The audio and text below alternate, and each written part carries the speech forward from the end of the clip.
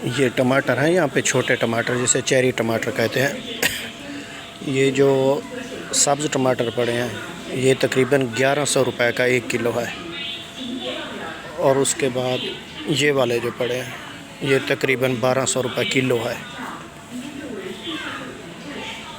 और ये जो येलो रंग के पड़े हैं ये है तकरीबन 900 रुपए किलो।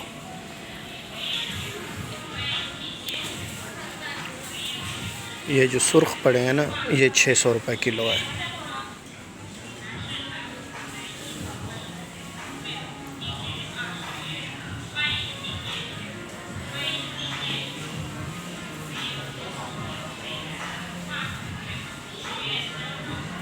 मतलब 600 रुपए से लेकर 1200 रुपए तक किलो हैं 1 किलो टमाटरों का।